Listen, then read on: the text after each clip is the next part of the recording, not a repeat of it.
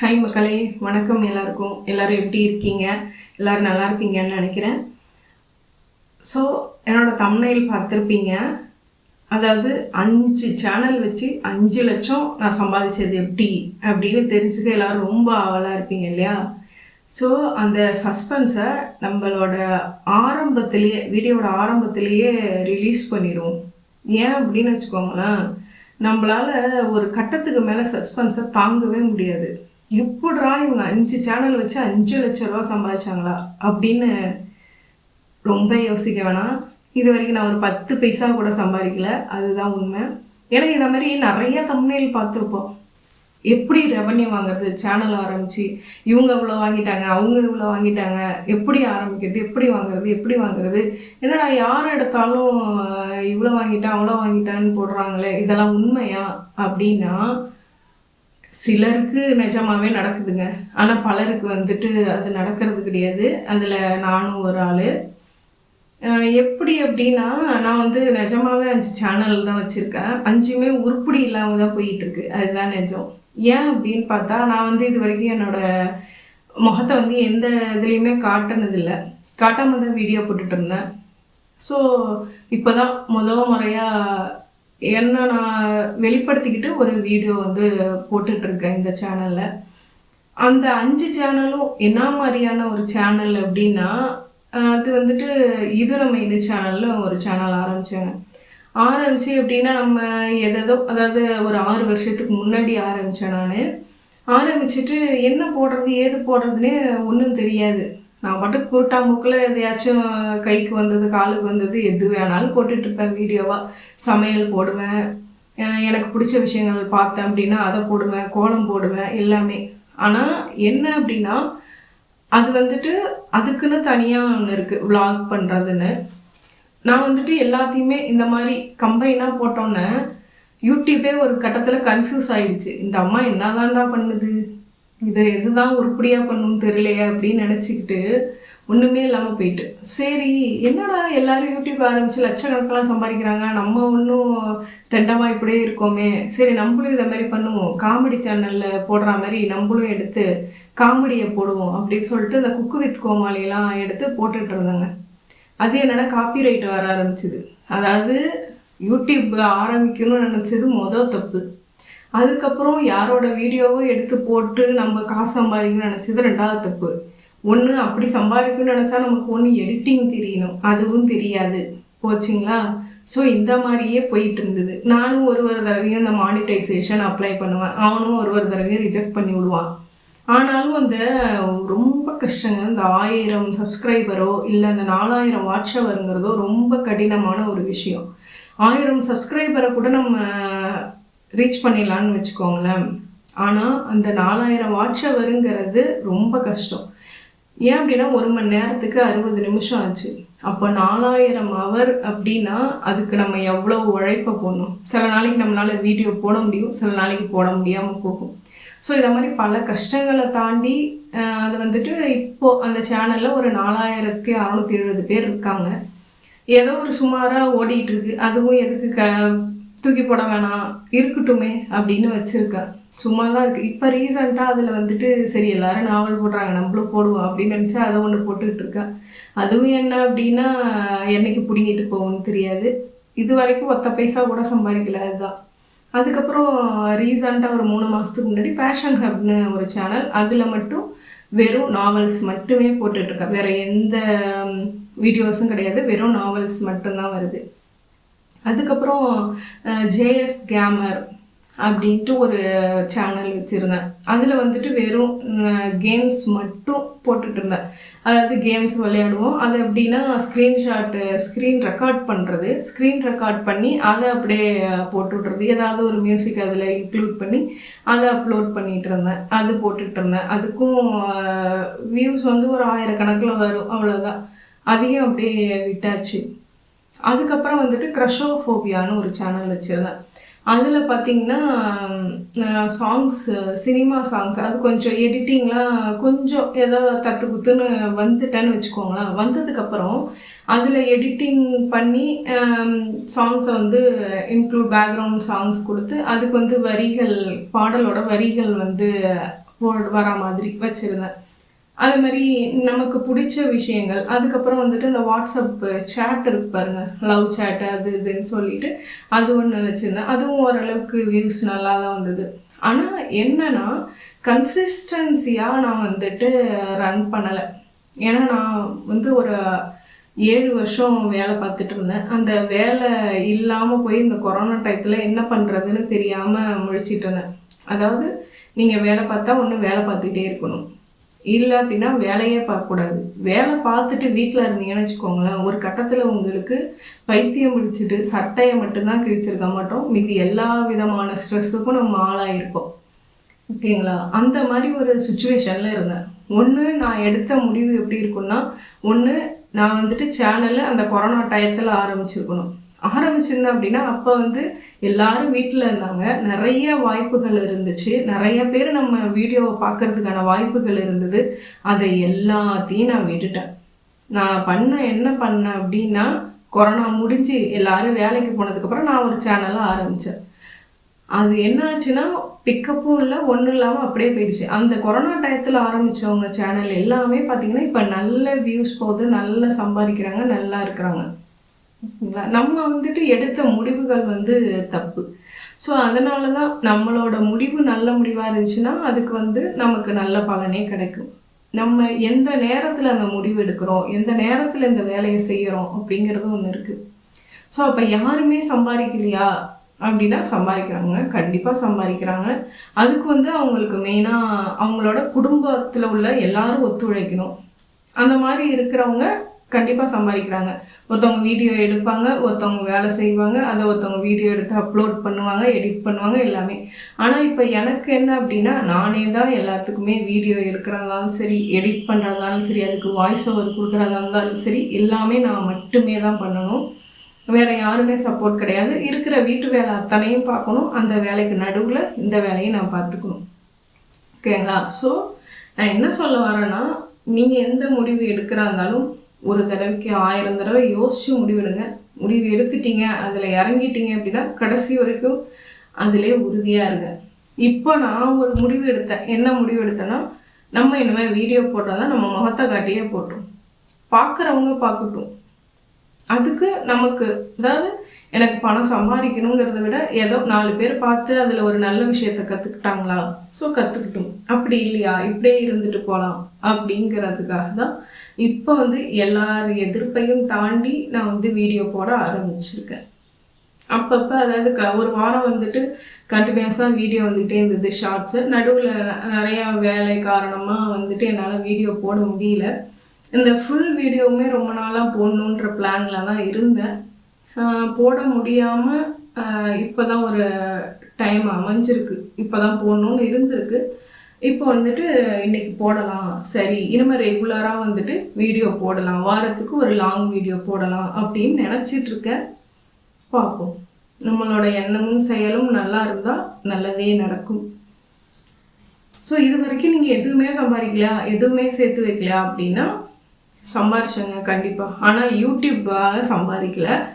நான் படித்து வேலைக்கு போய் அந்த வேலை மூலமாக எனக்கு வருமானம் கிடச்சிது, அது மூலியமாக நான் வந்துட்டு சேர்த்து வச்சுருக்கேன். ஆமாம், அது வந்துட்டு என்னோட சம்பாத்தியம், என்னோட சுய சம்பாத்தியத்தில் சேர்த்து வச்சது தான்.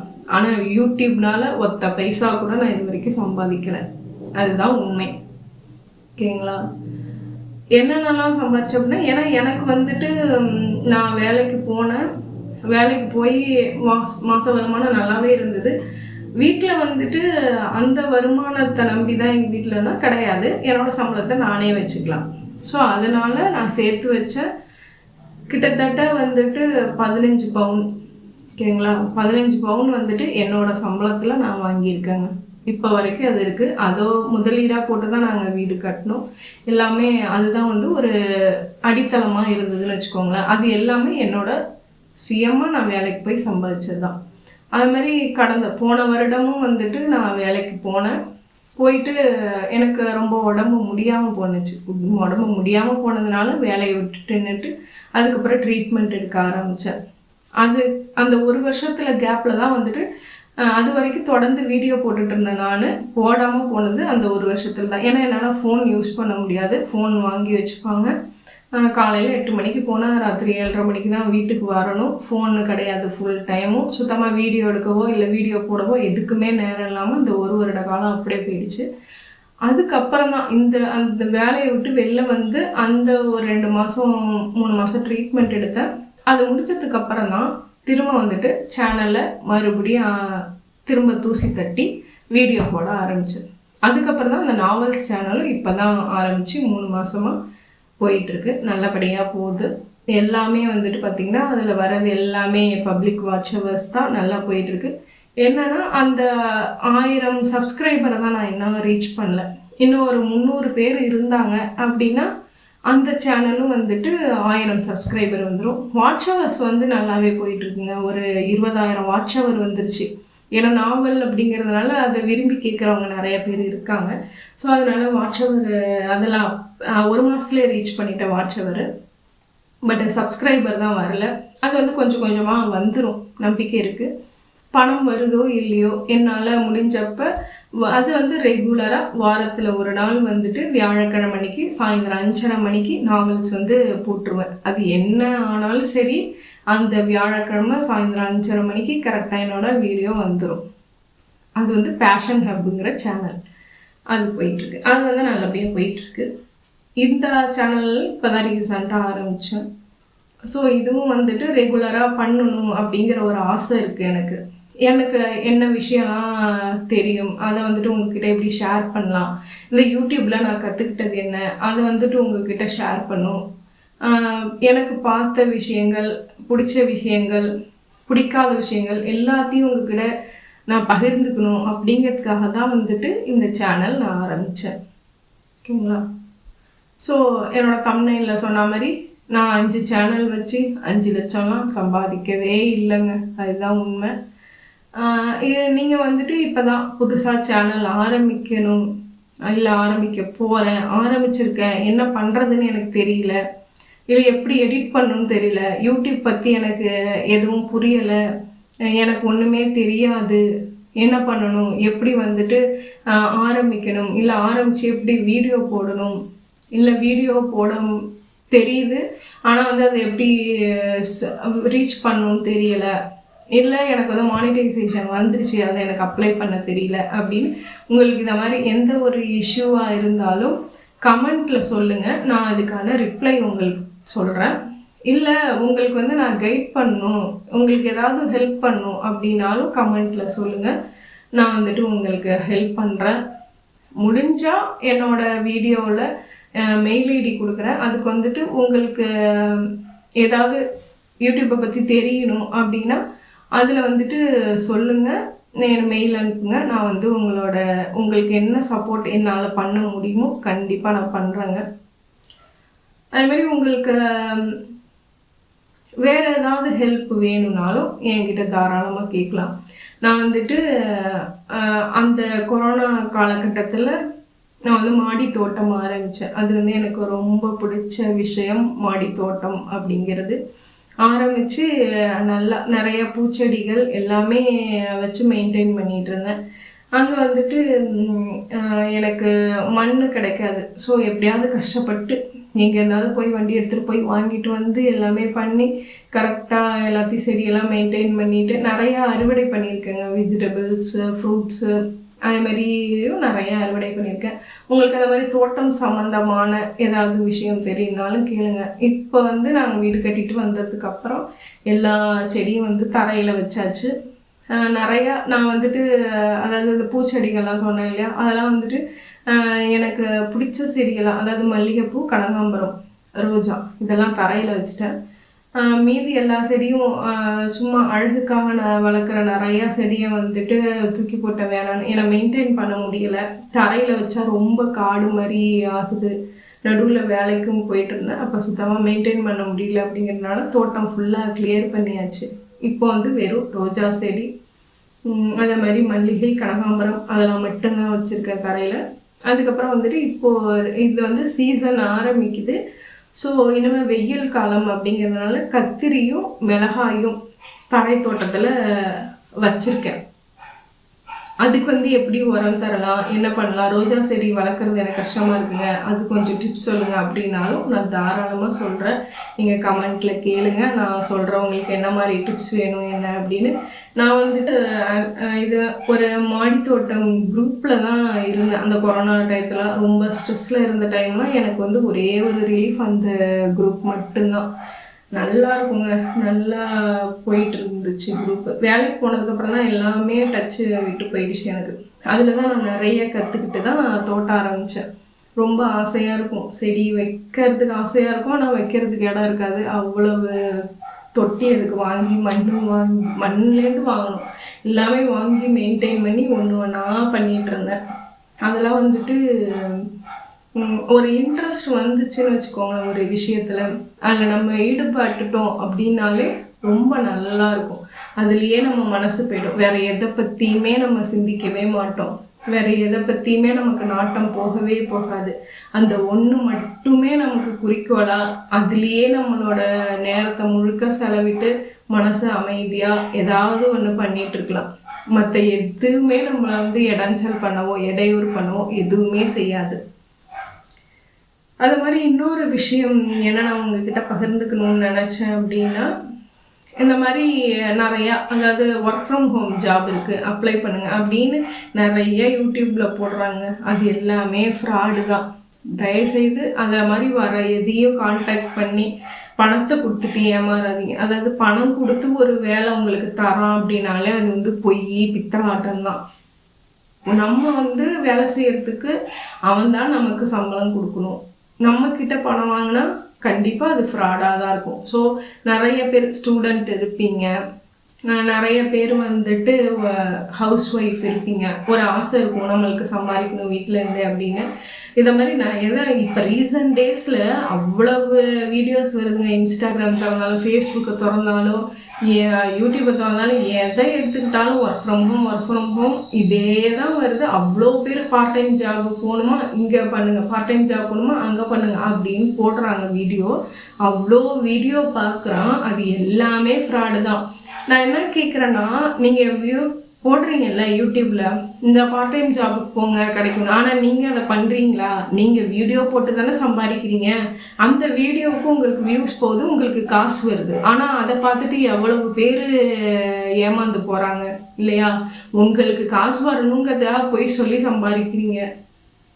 அவ்வளோ வீடியோ பார்க்குறேங்க. அதை மாதிரி வந்துட்டு இதே தான் நிறையா சொல்லுவாங்க. அதாவது இப்போ ஏஐ ரொம்ப ட்ரெண்டாக போயிட்டுருக்கு, ஏஐயில் வீடியோ போட்டு சம்பாதிக்கலாம், இதை நான் சொல்லித்தரேன் உங்களுக்கு, அதை பண்ணிங்கன்னா நீங்கள் அந்த வீடியோ போட்டு ஈஸியாக சம்பாதிக்கலாம் அப்படின்னு.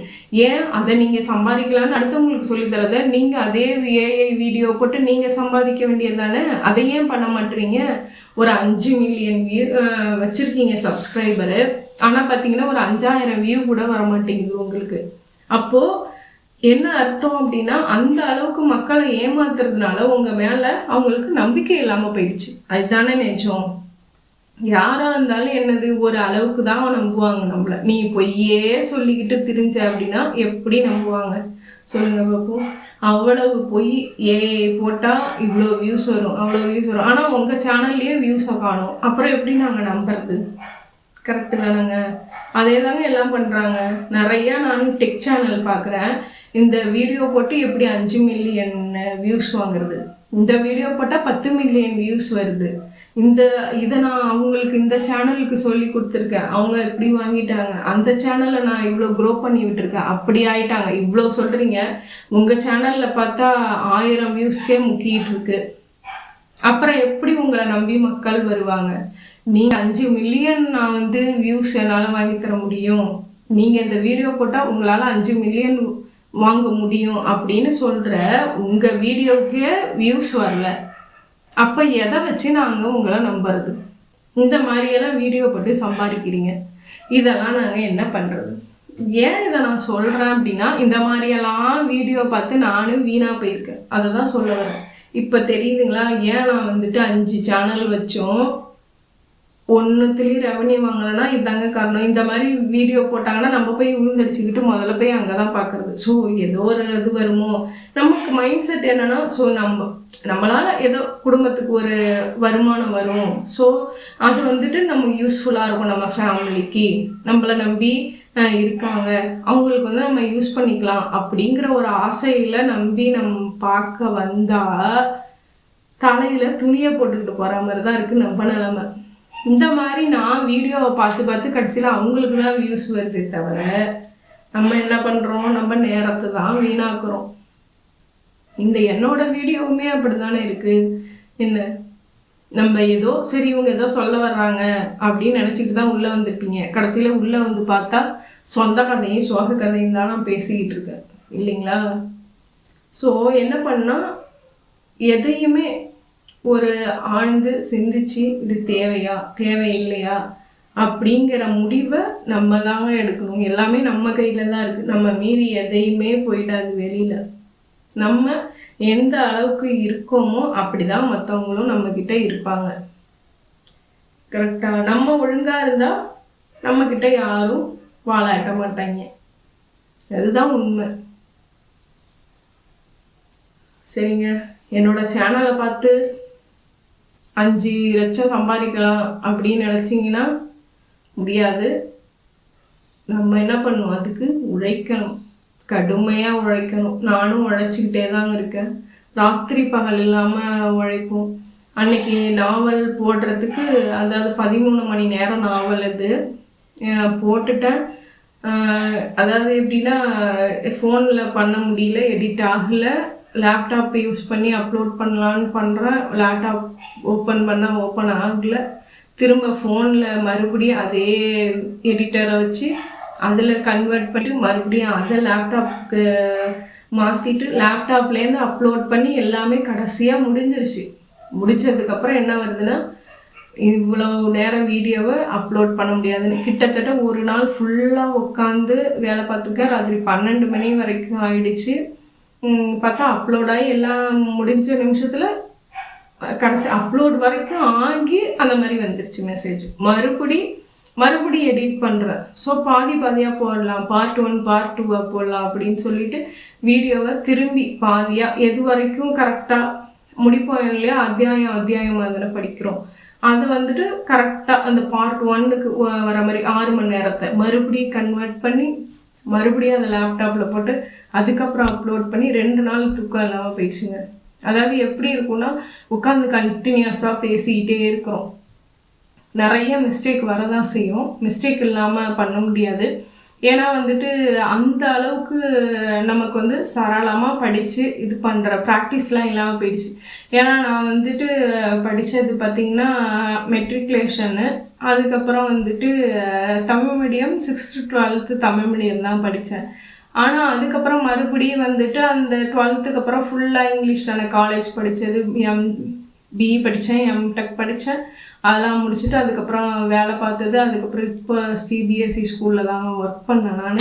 ஸோ அதனால் அந்த தமிழ் டச் இல்லாமல் போனதுனால கொஞ்சம் உச்சரிப்பு, அதாவது அந்த கண்டினியூஸாக 1 மணி நேரம் 2 மணி நேரம் படிக்கிறோம் இல்லைங்களா, அதனால் வந்துட்டு அங்கங்கே சிறு தவறு வருது. அதை திருத்திக்க முயற்சி பண்ணிகிட்ருக்கேன். கொஞ்சம் கொஞ்சமாக திருத்தி தான் வீடியோஸ் போடுறதுக்கு முயற்சி பண்ணிகிட்ருக்கேன். ஸோ நிறையா, ஏன்னா அது நான் ஒரு ஆள் மட்டுமே எல்லா வேலையும் பண்ணணுங்கிறதுனால கொஞ்சம் கடினமான வேலையாக தான் அதுவும் போயிட்டுருக்கு.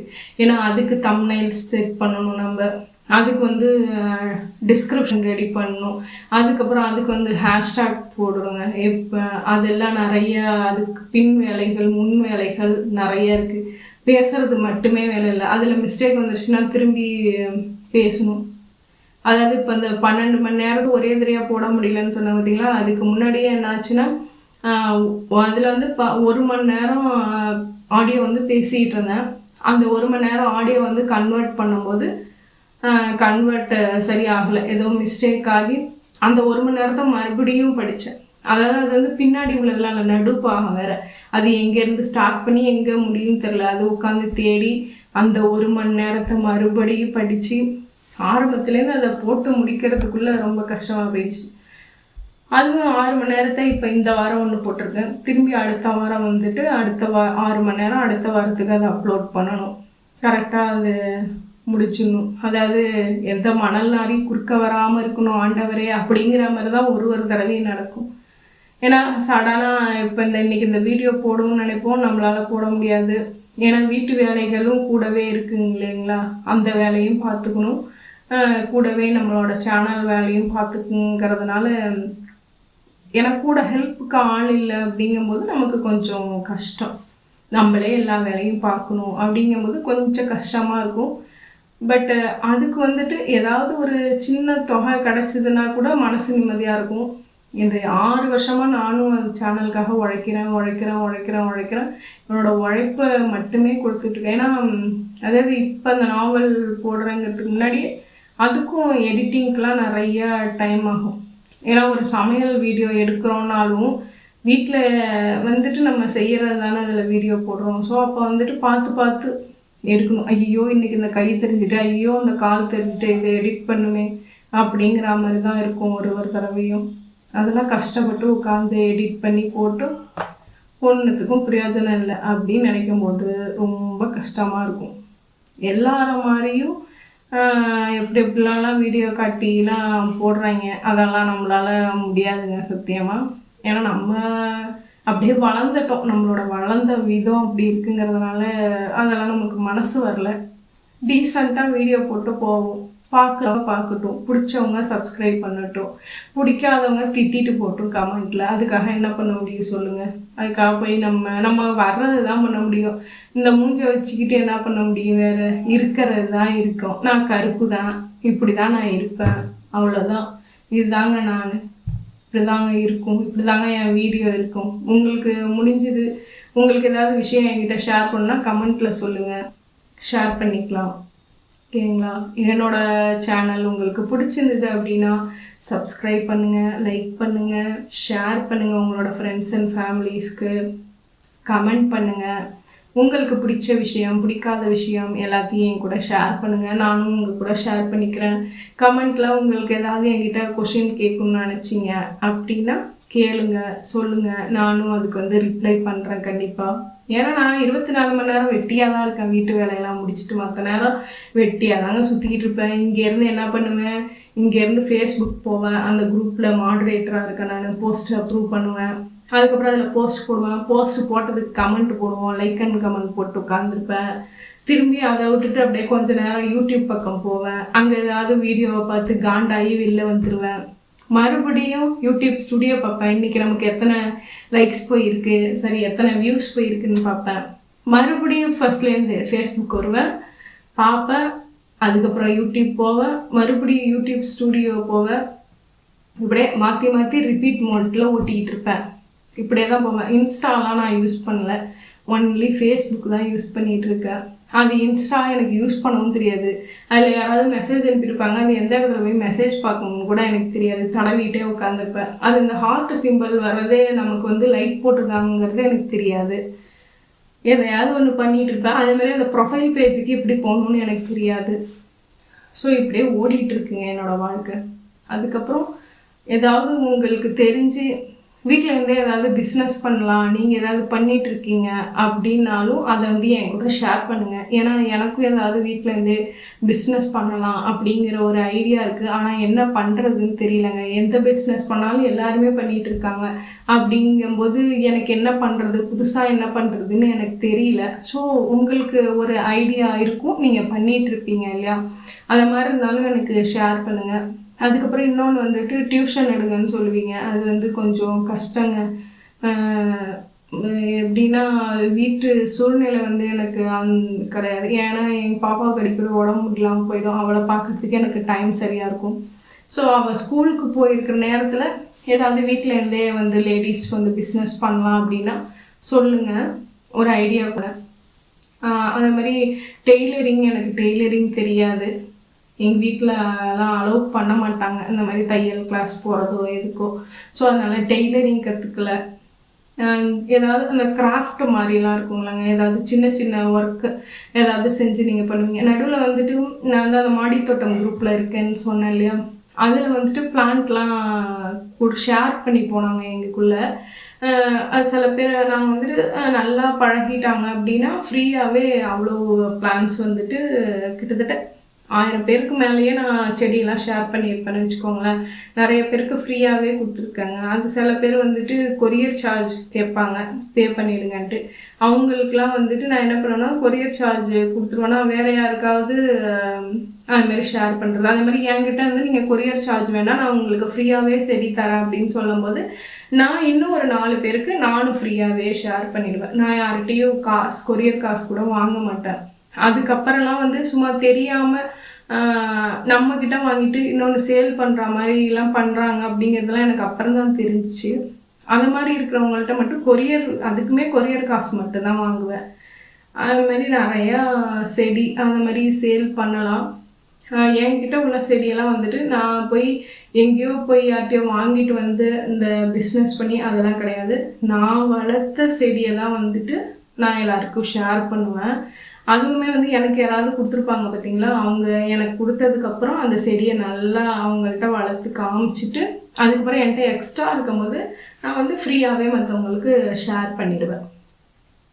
அது மாதிரி என்னால் முடிஞ்சிச்சு அப்படின்னா ஏதாவது அந்த போட்டியெல்லாம் நடக்கும்போது ஸ்பான்சர் பண்ணுவாங்க. அதெல்லாம் வந்து என்னோடய ஓன் மணி தான். நான் போய் யார்கிட்டையும் எல்லாம் காசு கொடுங்கன்னு வாங்கலாம் மாட்டேன். என்னால் முடிஞ்சுன்னா நான் கொடுப்பேன், இல்லைனா கம்முன்னு விட்டுருவேன். ஸோ அப்படியே போகுது. இந்த யூடியூப்காரன் ஏதாவது நமக்கு கருணை பண்ணான்னா, இப்போ இல்லை எப்பயோ ஒரு காலத்தில் பண்ணானா ஏதாவது கிடைக்கும். அப்போ இல்லை அப்படின்னா இப்படியே ஓட்ட வேண்டியதான். இன்னும் கொஞ்ச நாள் பார்ப்பேன். எதுவுமே இந்த சேனல்லையும் இம்ப்ரூவ் ஆகலை அப்படின்னா இப்படியே டெய்லி உங்கள் கூட பேசிகிட்டு இருக்கிறதே ஒரு எனக்கு பெரிய ரிலீஃப் தான் அப்படின்னு சொல்லிட்டு உங்களை என்னோடய ஃபேமிலியாக நினச்சி உங்ககிட்ட என்னோடய விஷயத்த எல்லாத்தையும் ஷேர் பண்ணிவிட்டு நார்மலாக நான் பாட்டுக்கு என் வேலையை பார்த்துட்டு இருப்பேங்க. ஓகேங்களா? ஸோ அதனால் இந்த மாதிரி லட்சத்தில் சம்பாதிக்கலாம், கோடியில் சம்பாதிக்கலாம். இந்த யூடியூப் சேனல் வச்சுருக்கீங்க, பயங்கரமாக வியூ போகும், அப்படி இப்படி இது மாதிரி ஒர்க் ஃப்ரம் ஹோம் இருக்குது அப்படின்னு சொல்லி இந்த மாதிரியெல்லாம் பார்த்து நம்பி ஏமாறாதீங்கன்னு சொல்ல வரேன் நான். ஓகேங்களா? ஸோ பார்த்துக்கோங்க, பத்திரமா இருங்க, டேக் கேர். வரேன். நன்றி.